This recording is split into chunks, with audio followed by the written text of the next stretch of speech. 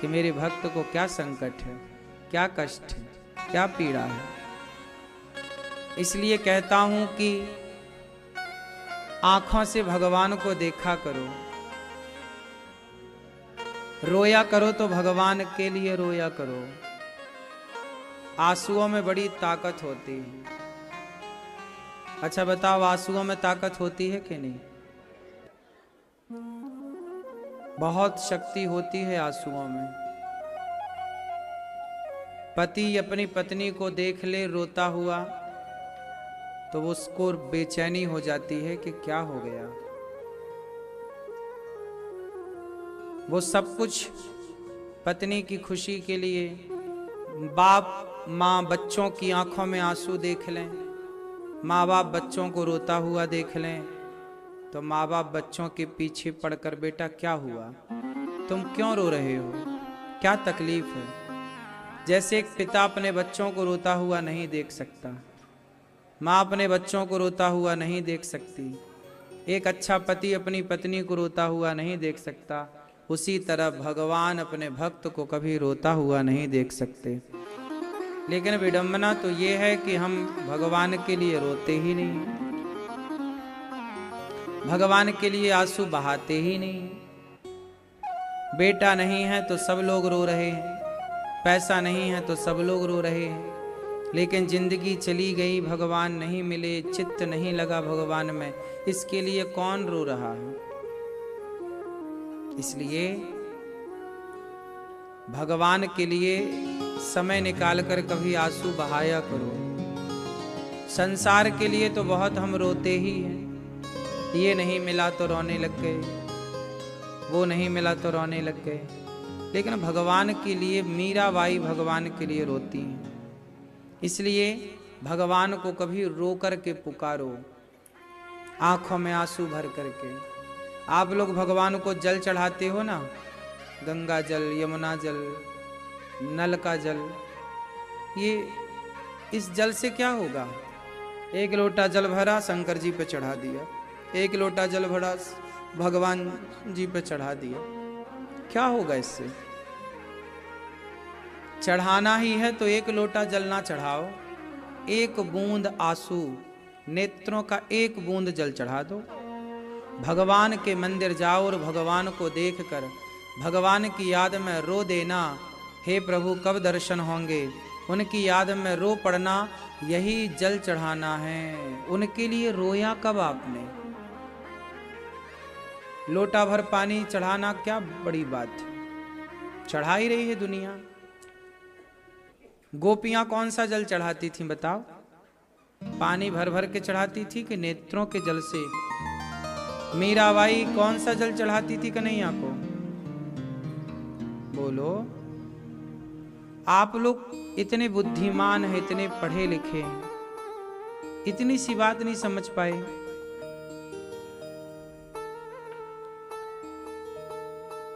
जल चढ़ाना है कौन सा? पानी चढ़ाने को किसने बोल दिया भाई? तुमने अर्थ का अनर्थ कर दिया। पत्रम पुष्पम फलम तोयम यो में भक्त्या प्रयच्छति, ये लिखा है गीता में। पत्रम पुष्पम फलम तोयम, तोयम मतलब जल। जल चढ़ाने का लिखा तो है, पर कौन सा जल? सबसे पवित्र जल कौन सा है? जो भगवान की याद में आंसू बहते हैं, ईश्वर के चिंतन में, वही जल नेत्रों का सबसे पवित्र है, वही भगवान को चढ़ाया जाए। एक लोटे की जरूरत ही नहीं, एक बूंद। कन्हैया को एक रोज रोकर पुकारा, कृपा पात्र किस दिन बनूंगा तुम्हारा। इसलिए भगवान को रोकर के पुकारा जाए। भरत जी ने राम को कौन सा जल चढ़ाया था? बोलो। भरत जी राम के लिए रोए, पाहि नाथ कहीं पाहि गुसाई, भूतल पर्यों लकुट की नाई। भरत जी रोए हैं राम के लिए। दशरथ जी ने राम को कौन सा जल चढ़ाया? राम राम हा राम कही, राम राम कही राम। राम राम कहते दशरथ जी आंसुओं में हा रघुनंदन प्राण प्रीते, तुम बिन जियत बहुत दिन बीते। दशरथ जी की आंखों में आंसू, राम राम और राम की याद करते करते दशरथ जी के प्राण निकल गए। दशरथ जी ने नेत्रों के जल चढ़ाए। शबरी ने कौन सा जल चढ़ाया था राम जी को? बोलो। शबरी इंतजार कर रही थी। शबरी इंतजार कर रही है, कब आएंगे राम, कब आएंगे राम। पलकें बिछाई है, इंतजार कर रही है, राम की याद में रो रही है। पता नहीं आप लोगों ने कहां से सब सीख लिया है। भगवान से प्रेम ही सबसे बड़ी पूजा है। ना भगवान को पुष्प चढ़ाने की जरूरत है, ना जल चढ़ाने की जरूरत है। पुष्प चढ़ाना है तो अपना मन, पुष्प का नाम है सुमन। इसका एक नाम है सुमन। क्या नाम है? पर्यायवाची, पर्याय। सुमन, सु मतलब सुंदर, मन मतलब मन, आपका मन। अपने मन को सुंदर बनाइए और मन को पुष्प बनाकर, सुंदर बनाकर भगवान के चरणों में मन का पुष्प चढ़ाइए। लेकिन मन का फूल कोई नहीं चढ़ा रहा है, ये सब चढ़ाए जा रहे हैं। उनको लग रहा है ये चढ़ाएंगे तो भगवान मिल जाएंगे। पागल, तुम्हारे बाप दादे मर गए यही सब चढ़ा चढ़ा के। मन कहाँ चढ़ा है? मन तो कहीं और चढ़ा हुआ है, कहीं और लगा हुआ है। मन कहीं और है और ये फूल चढ़ाओगे तो क्या पाओगे? पागलों की तरह हरकत करते हो। क्या कहते हैं राम जी? निर्मल मन जन सो मोहि पावा। भगवान को क्या चाहिए? निर्मल मन जन सो मोहि पावा, मोहि कपट छल छिद्र न भावा। अब निर्मल मन राम जी मांग रहे हैं कि तुम्हारे पास होए तो जरा अपना निर्मल मन हमें दे दो। अब तुम्हारा मन, तुम फूल चढ़ाए भाई, राम जी ये फूल ले लो, फूल ले। क्या करे आदमी? इसकी सब्जी बना के खाए? क्या करेगा? तुम्हें ही हम फूल चढ़ाए 1 कुंटल रोज, तो तुम क्या करोगे? सारे झाड़ के फेंक दोगे? ये किस काम आएगा? फेंकने की काम आएगा। और क्या करेगा आदमी? बोलो। फूल का मतलब ये फूल नहीं था। सुमन चढ़ाओ भगवान को। पत्रम पुष्पम फलम पुष्पम। पुष्पम मतलब ये वाला पुष्प नहीं, मन को पुष्प बनाइए, मन को बनाइए पुष्प, और मन रूपी पुष्प भगवान के चरणों में अर्पण कीजिए। निर्मल करके मन चढ़ाइए। भगवान आपसे मांग लें कि भैया जरा अपना मन दे दो, तो आप कह दोगे हमारा मन तो पत्नी में लगा है, हमारा मन तो पति में लगा है, हमारा मन तो बच्चों में लगा है, हमारा मन तो पैसे में लगा है, हमारा मन तो भोग विलास में लगा है। जब तुम्हारा मन वहाँ लगा है तो फिर तुम मन कैसे दोगे? फिर तो तुम एक ये उठाओगे दे दोगे। ये लो, तुम बुद्धू समझते हो क्या भगवान को? तुम खुद बुद्धू हो कि भगवान को बुद्धू समझते हो? क्यों? या तो आप ज्यादा होशियार हैं, भगवान को बुद्धू समझ रहे हैं, या तो भगवान बुद्धू हैं, आप होशियार हैं, या तो आप बुद्धू हैं। क्या है? निर्मल मन, मन को पावन कीजिए, मन को चढ़ाइए। मन आपका शरीर कहीं भी हो पर मन सदा भगवान के चरणों में हो। यही तो भक्ति है। भक्त शरीर से थोड़ी भगवान के पास जाता है। हम शरीर से कभी ईश्वर तक नहीं जा सकते, क्योंकि इसमें, इस युग में ये व्यवस्था नहीं है। हमारा शरीर कभी ईश्वर के सामने नहीं जा सकता। जाएगा तो हमारा मन। शरीर तो आपका घर में है, शरीर तो आपका खेत में है, शरीर तो आपका जहां है, लेकिन शरीर कहीं भी हो पर मन तो भगवान में हो सकता है। मन तो भगवान के चिंतन में डूब सकता है। प्रधानता तन की है ही नहीं। भगवान ने कब कहा कि तुम अपना तन दो हमें? तन की क्या जरूरत है भगवान को? भगवान को चाहिए आपका पवित्र मन। तन हमारा बहुत गंदा रहता है, आंखों में कीचड़ है, नाक से नाला बह रहा है, शरीर के चमड़ी पर, शरीर के प्रत्येक अंग से बदबू दुर्गंध निकल रही है। ये गंदा शरीर भगवान इसका करेंगे भी क्या? लेकिन आपका मन बड़ा पवित्र हो सकता है यदि आप चाहें तो। इसलिए तन बिहारी जी के मंदिर जाते हैं लोग, है ना, और मिठाई का डिब्बा भगवान की तरफ जोर से फेंकते हैं, लो ऐसे। सोचो वो मिठाई का डिब्बा जाके भगवान के मुंह में लगेगा तो भगवान की हालत क्या होगी? लोगों को लगता है भोग लग गया, अब तुम्हारे घर मेहमान आए हो, तुम मेहमानों के मिठाई का डिब्बा उठाओ, ले मुंह में मारो जोर से, तो मेहमान के 2-3 दांत टूट जाएंगे कि नहीं मिठाई के डिब्बा से? और आजकल लोग मंदिरों में जाके यही करते हैं, मिठाई के डिब्बे फेंक देते हैं, भगवान की माला लिया फेंक दिया। अरे दुल्हन मंच में जाए और अपने दुल्हा की तरफ माला ले और ऐसे फेंक दे, हो गया ब्याह, 2-4 वहीं जमाएगा, भाग जाएगा दुल्हा। बोले पागल औरत है। क्यों? जो व्यवहार आप इंसानों के साथ नहीं कर सकते, वो व्यवहार आप भगवान के साथ कर रहे हैं। बात सही है? आपका होने वाला दुल्हा मंच में दूर खड़ा होके माला ऐसे करे और तुम्हारे मुंह की तरफ फेंके, तुम शादी नहीं करोगी मैया उससे। बोले ये पागल है, मेंटल है। लेकिन तुम मंदिरों में जाते हो और माला कैसे भगवान की तरफ फेंकते हो? तुम्हें लगता चढ़ गई, वाह। या तो तुम मूर्ख हो या तो भगवान को मूर्ख समझते हो।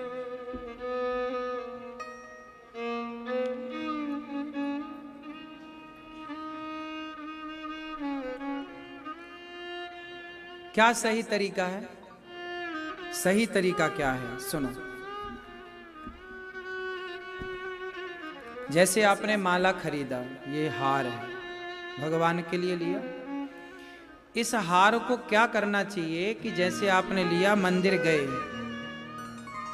भगवान के मंदिर में आप गए, बिहारी जी के सामने गए, ये हार लिया, हाथों में हार को रखिए और हाथों में हार को रख करके,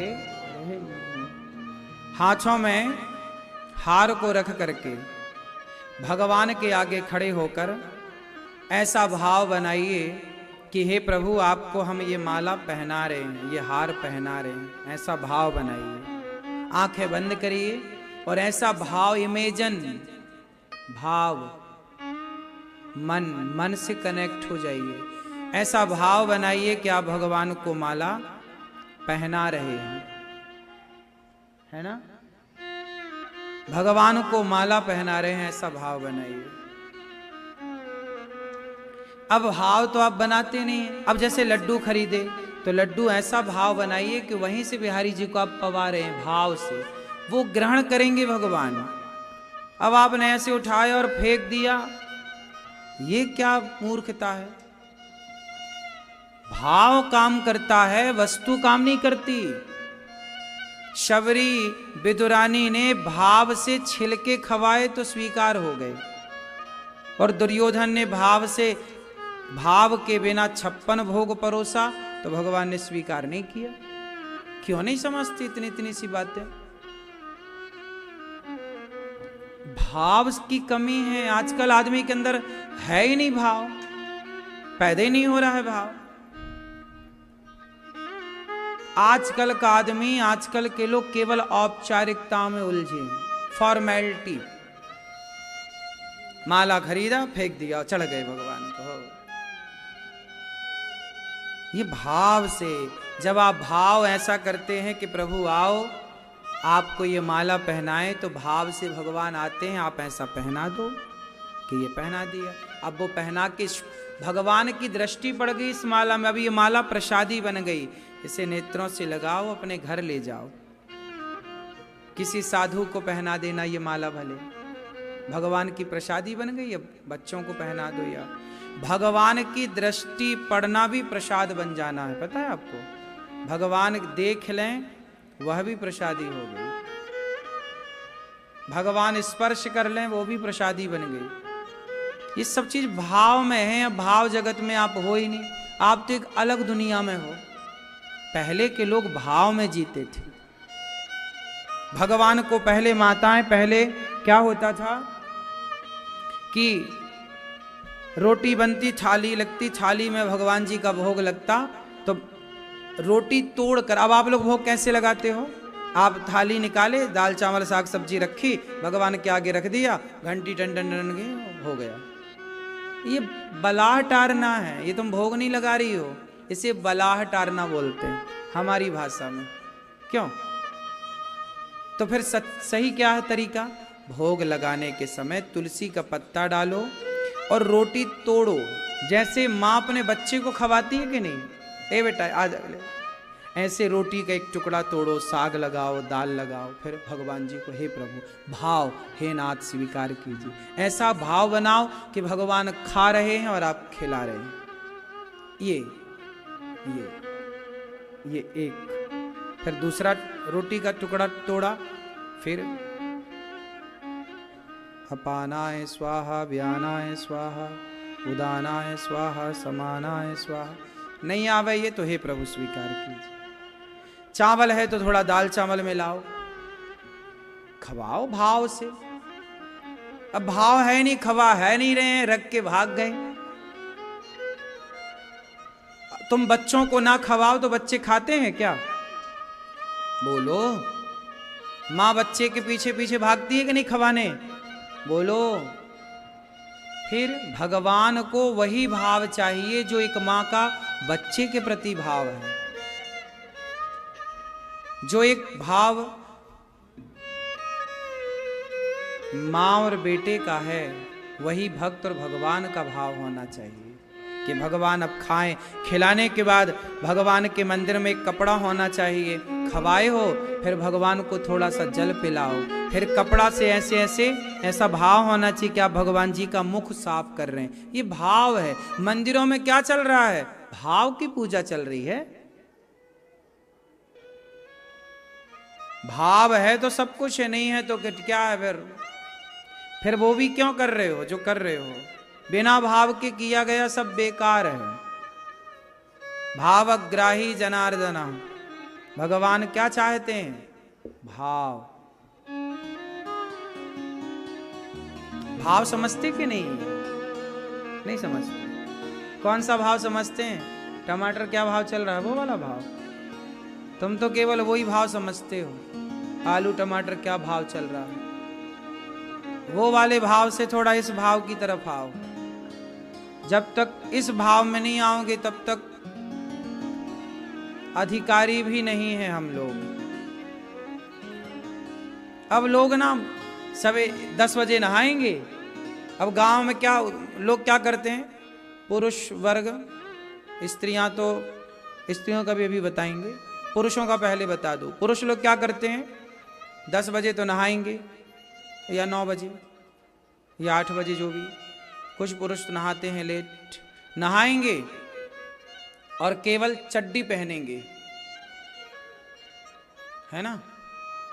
और चड्डी पहन के, केवल चड्डा पहन के, और फिर 2 अगरबत्ती जलाएंगे, पूरे घर में घूमेंगे, ओम जय हनुमान जय जय। घर में बहुएं हैं, बेटियां हैं, सब तुम्हें देख रही हैं, और तुम पूरे घर में घूम घूम के अगरबत्ती घुमा रहे हो। अरे तुम लपेट तो लो टॉवेल। उनको लगता हम यही पूजा करें, चड्डी पहन के पूरे में घूम रहे।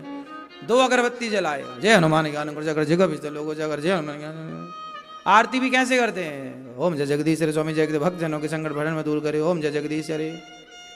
ऐसा लग रहा है जैसे ट्रेन छूटी जा रही है। काहे कर रहे हो?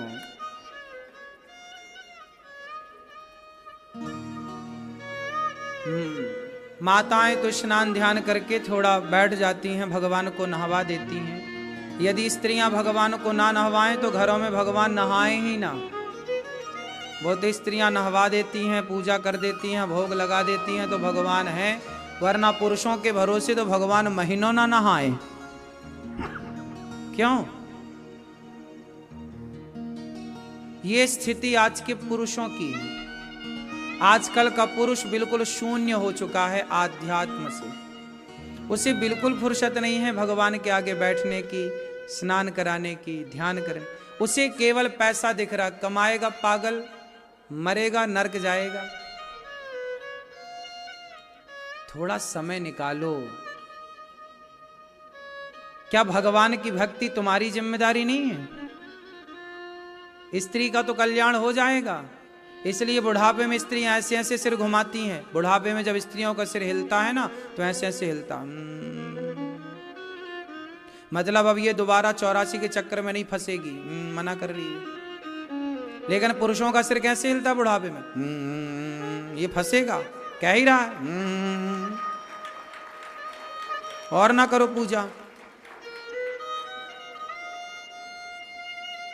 फंसता है। पुरुष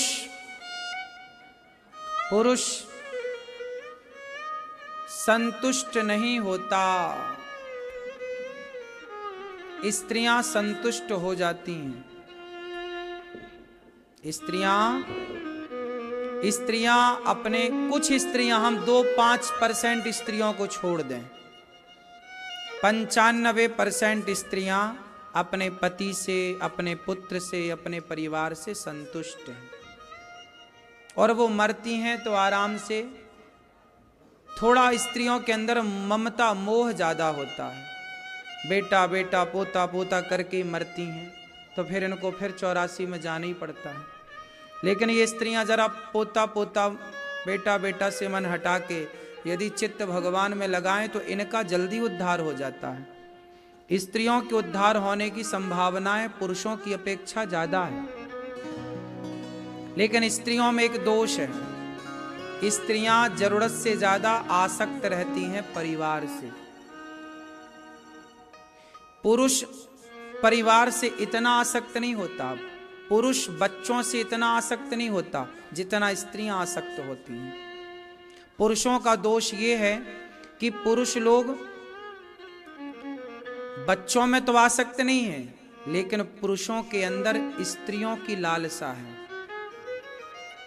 कुछ पुरुषों को छोड़ दीजिए, कुछ परसेंट निकाल दीजिए, तो पुरुषों में एक दोष होता है कि पुरुषों की इच्छाएं पूरी नहीं होती, स्त्रियों की इच्छाएं पूरी हो जाती हैं। लेकिन स्त्रियों का दोष ये है कि उनका बेटा बेटी पोता पोती, अब देखो ना, बूढ़ी बूढ़ी स्त्रियां बेटी के दिन भर फोन लगाती है, क्या खाया क्या किया क्या, उसी चक्कर में बेटी का घर भी बिगड़ जाता है। ये स्त्रियों का दोष है। स्त्रियां जरूरत से ज्यादा मोह में फंसती हैं। स्त्रियां बहुत मोह में फंसी, इसीलिए तुम दलदल में रहती हो। तुम्हारी भी गति जल्दी नहीं होगी, हो सकती है यदि इस मोह से हट जाओ। लेकिन पुरुषों की एक दूसरी बीमारी है। पुरुष की बीमारी ये है कि पुरुष बुढ़ापे में भी, शरीर जर्जर होने पर भी उसका मन भोगों की तरफ जाता है, पराई औरत की तरफ बुढ़ापे में भी मन जाता है। पुरुषों के अंदर दो दोष हैं। पुरुष पहला भोग विलास की ओर जाता है, बुढ़ापे में भी। आप ये मत सोचिएगा कि ये बूढ़ा हो गया है, नहीं, उसका शरीर बुढ़ा भया है, उसका मन अभी फिर भी जा रहा है। भले शरीर कुछ ना कर पाए, लेकिन मन बहुत चंचल है, पहला। दूसरा दोष पुरुषों का, पुरुष जैसी जैसी उम्र बढ़ती है, पुरुष धन दौलत के प्रति ज्यादा आसक्ति उसकी बढ़ती जाती है। स्त्रियों की आसक्ति बढ़ती है बेटा बेटी में, और पुरुषों की आसक्ति बढ़ती है धन में। सुनना जरा, समझना। स्त्रियों की आसक्ति बुढ़ापे में कहां जाती है? बोलो। स्त्रियों की आसक्ति बेटा बेटी पोता पोती में जाती है, और पुरुषों की आसक्ति कहां जाती है? जितना उम्र का बूढ़ा होगा उतना वो धन के प्रति आसक्त होगा।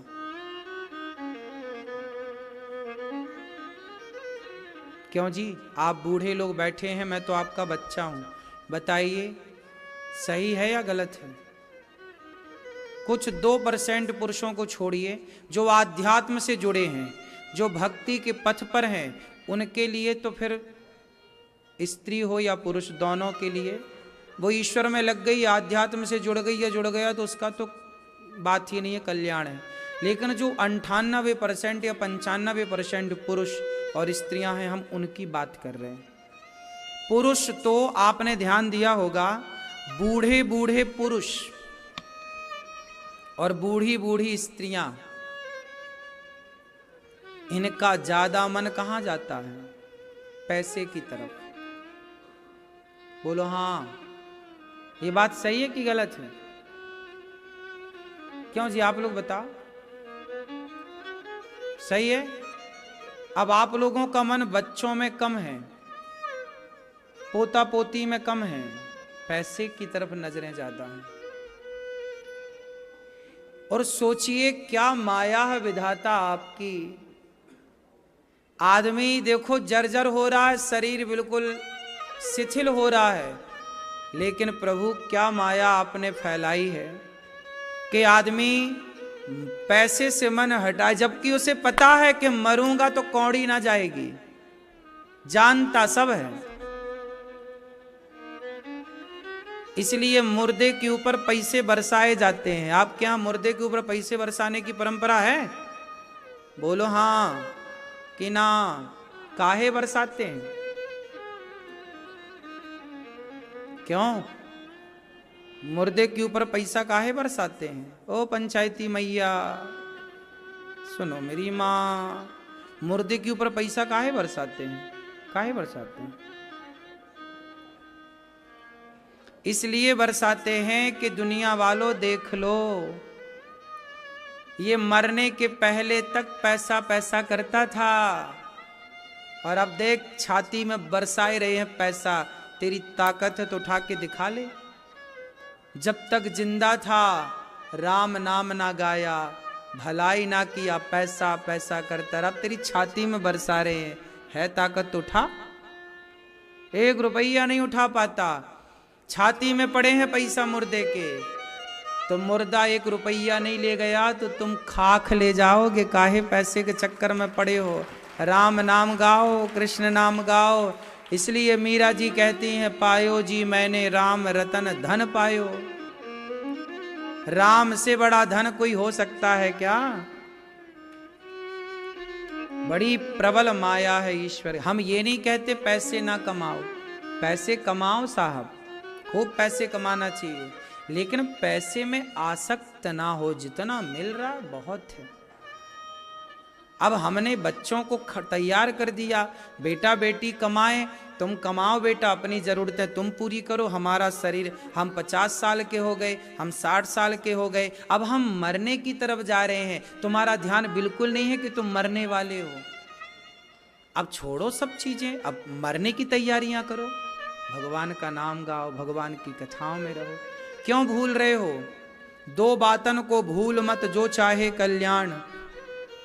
समझदार व्यक्ति वो है जो अपनी मृत्यु को नहीं भूलता। 2 बातन को भूल मत जो चाहे कल्याण। नारायण एक मौत को, दूजे श्री भगवान। अपनी मृत्यु को और अपने भगवान को सदा याद रखना चाहिए कि भाई अब हमारी मौत सिर पर खड़ी है। क्यों? हमारी मौत कहाँ खड़ी है? सिर पर खड़ी है। तो जब मौत सिर पर खड़ी है तो अब पैसे में मन लगाएं कि भगवान में मन लगाएं? यार पैसे कमाना बुरा थोड़ी है, खूब कमाना चाहिए, पर पैसा का चिंतन करना बुरा। जितना चिंतन आदमी पैसे का कर रहा है, इतना चिंतन भगवान का करता तो कल्याण हो जाता। क्यों मेरी माँ? सही है। तुम्हारा मन भी तो लगा है पोता पोतियों में, बेटा बेटियों में। हटा लो मेरी माँ, वरना फिर तुम जन्म लोगी फिर मरोगी, फिर जन्म लोगी फिर मरो, यही चलेगा तुम्हारे संग। पुनरपि जननम पुनरपि मरणम पुनरपि जननी जठरे शयनम। क्यों मैया? अभी भी समय है, सबसे मन हटाओ, केवल मेरे तो गिरधर गोपाल श्री कृष्ण। श्री कृष्ण, एक कृष्ण में मन लगाओ। सार नहीं है। तुम कितना भी होशियार समझो अपने, ये तुम्हारी होशियारी सब अक्कल ठिकाने आएगी बुढ़ापे में। क्यों दादाजी? इसलिए कहता हूं, अब ये जो उम्र है आपकी, बाल पक गए।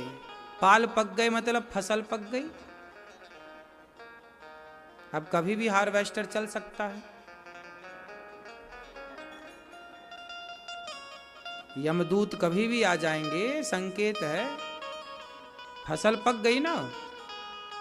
अभी जिनके बाल काले हैं मतलब अभी खेती कच्ची है। बाल पक गए मतलब फसल पक गई, कभी भी कटाई हो सकती है। क्यों मेरी माँ? इसलिए चित्त लगाओ भगवान में। हे प्रभु, अब सबसे मन हटे और मन स्थिर हो जाए। सुई यदि हिलती रही ना मेरी माँ, तो धागा कभी ना जाएगा। धागा डालने के लिए सुई का स्थिर होना जरूरी है। उसी प्रकार जिस दिन मन स्थिर हो जाएगा, उस दिन भगवान आपके हृदय में प्रवेश कर जाएंगे। अभी हृदय में भगवान है ही नहीं, खाली पड़ा है। क्यों मैया? इसलिए मेरी माँ भलाई की बोल रहा हूं आपकी। सबसे मन हटा लेना। नहीं, उन्हें पढ़ा लिखा दो बेटा, कमाओ खाओ, हमारा आशीर्वाद है। अब तुम भगवान में लगो, सत्संग करो, कीर्तन करो, दान पुण्य करो और अपने आप को तीर्थों में ले जाओ। घर में क्या पड़े रहते हो? ज्यादा समय तीर्थों में बिताओ। यात्रा नर्मदा जी की परिक्रमा लगाओ। और क्या करो? घर में पड़े पड़े अब क्या शरीर और बीमार होएगा? चलोगे फिरोगे स्वस्थ रहोगे। क्यों?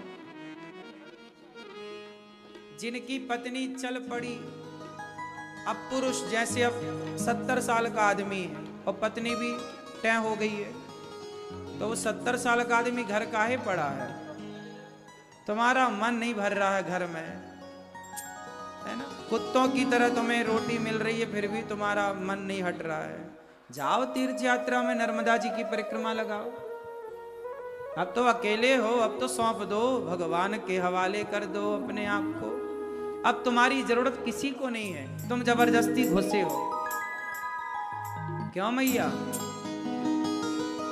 बूढ़ा बैल किसानों से अलग कर देता है कि नहीं? अब वो खेत में काम के लायक नहीं है, इसलिए बुढ़ापा में सरकार भी रिटायरमेंट दे देती है। 60 के बाद घर बैठो, 62 के बाद। मतलब अब आप किसी के काम के नहीं हैं। किसके काम के हैं? भगवान के। तो लगो ना पूरा। काहे? सही है। कितने साल के हो? 48। अभी ठीक हो, बढ़िया घर में रहो, मस्त बिंदास। बेटा बेटी का ब्याह करके बढ़िया भगवत चिंतन में लगना, यही जीवन है ना मेरी माँ? मैया आपका मन कहाँ लगा है मैया? पीली मैया, कहाँ लगा है आपका मन? बेटा बेटी में लगा ना, पोता पोती में? हटा लेना मेरी माँ। कब तक हट जाएगा? दिखाओ, मैं तारीख लिख लूं। नहीं हटाओगी? हैं? भगवान हटाएंगे, तुम ना हटाओगी। मैया आपका मन कहाँ लगा है मेरी माँ? सही बताओ। पोता पोती बेटा बेटी को तो नहीं जपती हो? मेरा बेटा बेटा बेटा बेटा, माता ऐसे जपती है, मेरा बेटा मेरा बेटा। कहीं बैठेंगी मेरा बेटा मेरा पोता, मेरा बेटा मेरा पोता। मैया आपका मन कहाँ लगा है? खाओ माँ कसम कि भगवान में लगा है। ऐसा तो नहीं कि पोता पोती में लगा है। कॉल रिकॉर्डिंग निकलवा लेंगे। फोन किसको लगाती हो ज्यादा? बेटी को? हाँ मैया आप बताओ, कहाँ लगा है आपका मन? सबसे मन हटा लेना, आपके भले की बोल रहा हूं। मैया आप बताओ मेरी माँ, चश्मा वाली मैया, कहाँ लगा है आपका मन? ये बैठी मैया। पोता पोती में लगा है? सही बता। शरीर, जीवन, ये सब माटी का खिलौना है। शरीर क्या है मेरी माँ? ये माटी का खिलौना। इस झूठे संसार में उलझो मत। हम आपको बता रहे हैं, संसार में रहना बिल्कुल बुरा नहीं है, संसार में दिल लगाना बुरा है, मन लगाना बुरा है। क्या मेरी माँ? बेटी बेटे को पाल पोस के बड़ा करना बुरा नहीं है, बिल्कुल जिम्मेदारी पूरी करो, पर बच्चों में मन लगा लेना बुरा है, बच्चों से आसक्त हो जाना बुरा है।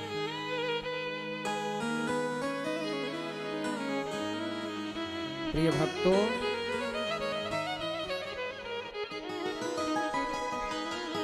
इस कथा में परीक्षित बनकर के हमारे भैया मैया श्रीमती अमृता तिवारी जी कथा सुन रही हैं। श्री माधवेंद्र तिवारी जी, राघवेंद्र तिवारी जी, मयंक तिवारी जी, आदित्य तिवारी जी, सब परिवार देखो, मैया की इच्छा थी कि हमें कथा सुनना है, और मैया ने कथा सुनने की जब इच्छा जाहिर की तो भगवान ने उनकी इच्छा पूरी की। और आपने बहुत अच्छा किया कि देखो मैया इसी बहाने आपका पूरा परिवार वृंदावन आया और पूरा परिवार कथा सुन रहा है, और कथा के प्रभाव से इस परिवार में परस्पर प्रेम बढ़ेगा और आप सब लोग बहुत सुखी और प्रसन्नता से जीवन बिताएंगे। इन 7 दिनों में आपके जीवन में जो बदलाव होगा वो हम अभी नहीं कह रहे हैं, 7 दिन बाद आप खुद देखिएगा कि आप सबके जीवन में किस तरह का, बिना सुई के, बिना दवाई टैबलेट के आपके जीवन में कितना बदलाव हुआ। उषा मैया, उषा मिश्रा जी, संतोषी उपाध्याय जी, तान्या जी, सौम्या जी, समस्त तिवारी परिवार अपने पूर्वजों के लिए भागवत जी का आयोजन आप सब करा रहे हैं, और प्रेम पूर्वक आप धंजा जिला जालौन यूपी से हैं, प्रेम पूर्वक सुन रहे हैं। सबको अच्छी लग रही है कथा? साथ ही हमारे बाला प्रसाद तिवारी जी, मैया उर्मिला तिवारी जी, बड़े प्रेम से आप भी कथा सुन रहे हैं, और आपके पुण्य से देखो कितने लोग जो शायद कभी वृंदावन ना आते, वो आपके पुण्य से वृंदावन आ गए, है ना। 7 दिन भला कौन समय निकालता, लेकिन इसी बहाने आप लोग आए, 7 दिन धाम में वास मिला। ये धाम है, धाम का वास मिला, बिहारी जी के चरणों में रहने का मौका मिला। भैया श्री शंकर प्रसाद तिवारी जी, आप भी आए, आप पहले भी आए होंगे वृंदावन, बार बार बिहारी जी आपको बुलाएं। श्री लक्ष्मण प्रसाद तिवारी जी, मथुरा प्रसाद तिवारी जी, गोकुल प्रसाद तिवारी जी और देवी प्रसाद तिवारी जी, तो सभी तिवारी परिवार आए हैं। तो हमारी जैसे आप लोग हैं तो आपकी धर्म पत्नियां भी आई हैं, मैया लोग आई हैं, सब परिवार आए हैं। अच्छा, तो शंकर प्रसाद तिवारी जी की जोड़ी कहाँ है? अच्छा, मैया चश्मा वाली मैया और लक्ष्मण प्रसाद तिवारी जी की जोड़ी, मैया राम राम, और मथुरा प्रसाद तिवारी जी की जय हो, मैया ठीक हैं। और गोकुल प्रसाद तिवारी जी जय हो, जिंदाबाद मैया ने और देवी प्रसाद तिवारी जी, कहाँ आपकी जोड़ी? मैया वहां कोपचे में बैठी हो, है ना। देवी प्रसाद तिवारी जी हो गए, सब हो गए, मतलब सारे लोग सपरिवार हैं। अच्छा है, चलो भगवान आप सबको खूब खूब सुखी रखें, प्रसन्न रखें।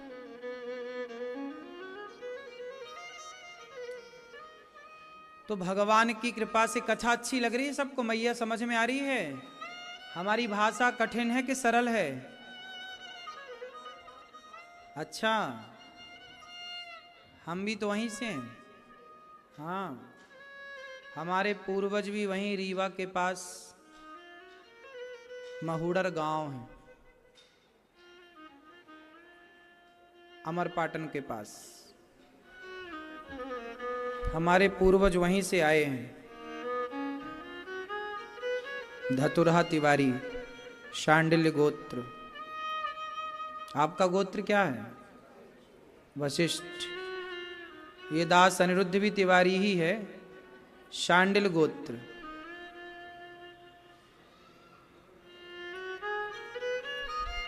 हमारे पिताजी के पिताजी अर्थात दादाजी श्री राम सेवक तिवारी।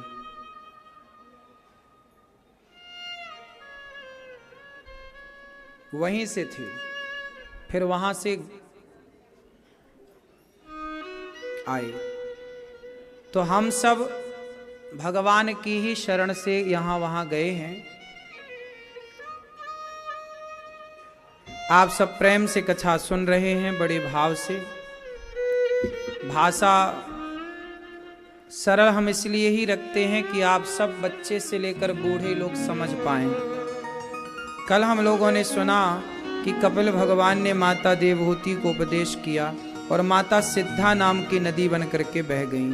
कपिल देव जी ने आचमन किया और गंगा सागर चले गए। आप लोग क्या गोत्र लिखते हैं? वशिष्ठ। सुंदर। तो भगवान की कृपा से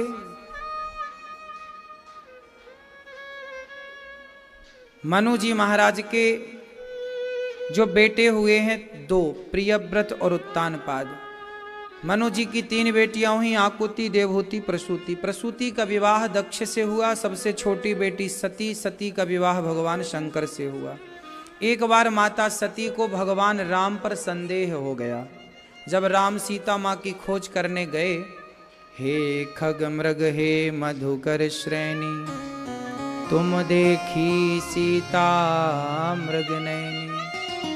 तो जब सीता माँ की खोज राम जी कर रहे, सीता कहाँ हो, सीते कहाँ हो, तब राम जी को देखकर शंकर जी ने प्रणाम किया। जय हो, जय जय जय सच्चिदानंद जगदीशा। आप तो भगवान हैं। देखो पत्नी के लिए खोज रहे हैं। पर माता सती को लगा ये भगवान नहीं है। भगवान होते तो अपनी पत्नी के लिए ऐसे थोड़ी दर दर ठोकर खाते। ये भगवान नहीं। माता सती के अंदर राम के प्रति संदेह पैदा हो गया। अच्छा ये बताओ, राम भगवान है कि नहीं है? हैं? यदि राम भगवान हैं तो खुद की भगवान तो सब जानते हैं, अंतर्यामी होते हैं। तो जब राम भगवान हैं तो वो ये क्यों नहीं जान पाए कि मेरी पत्नी रावण लेके गया है? राम सबसे पूछ रहे, हे पशु पक्षी, क्या तुमने हमारी सीता देखी है? यदि राम भगवान हैं तो वो तो सब जानते हैं। फिर उन्होंने क्यों नहीं जान पाए कि रावण ले गया? क्यों पूछ रहे हैं सबसे? ये प्रश्न है, उत्तर दो। आप बताओ, क्यों नहीं जान पाए राम जी? बैठे बैठे बताओ। हाँ ठीक है, आप बताओ भैया, कोट वाले भैया। हाँ हैं? तुमने रामायण नहीं देखी? अरे राम राम, जब आ रही थी तब क्या कर रहे थे? टीवी नहीं देखते तो क्या देखते हो? क्या पड़ोसन को देखते हो? टीवी नहीं देखते, पड़ोसन को देखते हो। हैं? काम करते हो क्या? तो कपड़ों की दुकान में पूरी रात बैठे रहते हो, दिन भर खाने पीने का समय निकालते हो? तो रामायण नहीं देखे तुमने आज तक? बांग्लादेश से इतनी भाग के आ गए हैं? एंटीना नहीं है? अरे एंटीना वाला जमाना कहाँ है तुम्हारा?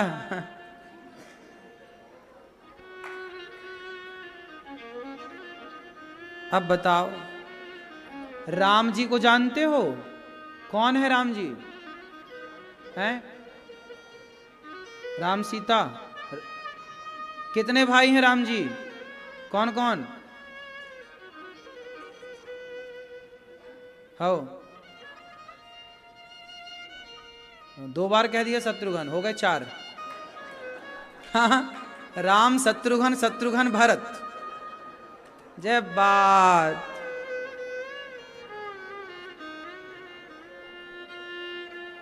भले मिले मुर लंबक नाथ,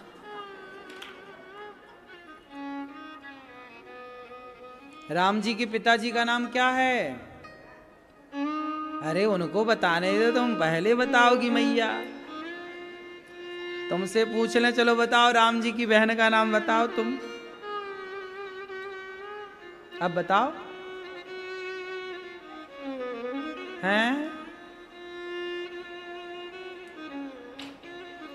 बेटा, रामायण वगैरह देख लिया करो। रामचरितमानस पढ़ते हो? नहीं पढ़ते? चलो, कथाएं सुनते हो? ठीक है, कथाएं सुनते रहना है। व्यापार करना अच्छा है, दुकान चलाना अच्छा है, पर अपने धर्म को जानना, भगवान के बारे में थोड़ा जानना अच्छा है। आप सबके बारे में जानती हो। कितने भाई हो आप लोग? हाँ, तुम 4 भाई हो। चारों के नाम बताओ।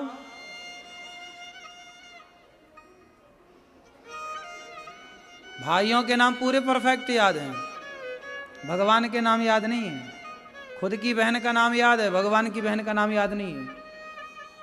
हाँ, क्या से क्या हो गए देखते देखते। ये सनातन की स्थिति। सुनो, भगवान राम भगवान है, वो अंतर्यामी है, लेकिन भगवान राम लीला कर रहे हैं। सबसे पूछ रहे हैं, हे पशु पक्षी कहाँ है सीता? सती माता को संदेह हो गया कि ये भगवान नहीं है। अच्छा बताओ, राम भगवान है कि नहीं? क्यों? आप बताओ। हैं? चलो, माता सती कह रही हैं कि ये भगवान नहीं। सती कौन है? शंकर जी की पत्नी। अब शंकर जी की पत्नी कह रही हैं कि ये भगवान नहीं है, और आप लोग कह रहे हैं कि ये भगवान है। अब शंकर जी की पत्नी की बात सही है कि आप लोगों की बात सही है? बोलो। हैं? बोलो। शंकर जी की पत्नी की बात सही है? हैं?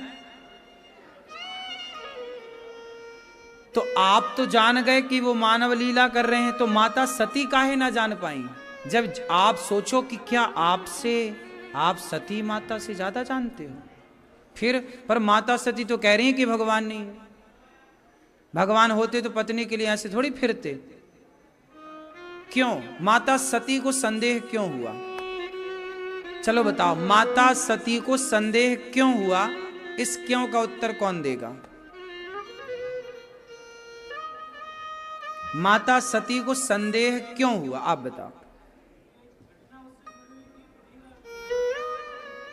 नहीं, ये कोई ठोस प्रमाण नहीं है। ठोस बात करो। माता सती को संदेह हुआ ही क्यों, जबकि शंकर जी को तो नहीं हुआ संदेह? शंकर जी तो कह रहे हैं कि भगवान है, समझा भी रहे हैं सती भगवान है। ये तुम समझ नहीं पा रही हो, भगवान है, ये लीला कर रहे हैं। माता सती नहीं समझी। क्यों? इसके पीछे जरा हमें चलना पड़ेगा। माता सती को संदेह क्यों हुआ? क्योंकि माता सती ने अभी उस संदेह के ठीक पहले शंकर जी और सती दोनों कथा सुनने गए थे।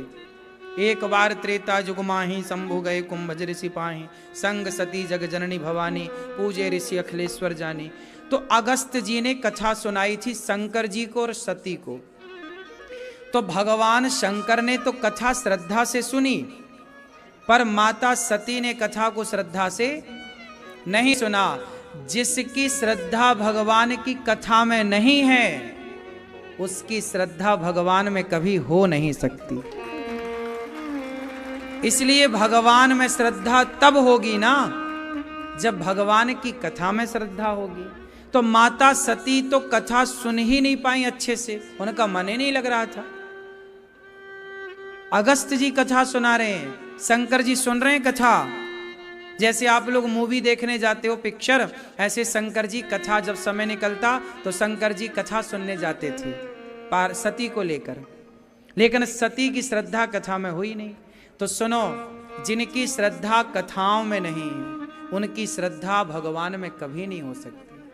आप कहो कि जी हम तो कथा सुनते ही नहीं पर भगवान को बहुत मानते हैं, हो ही नहीं सकता।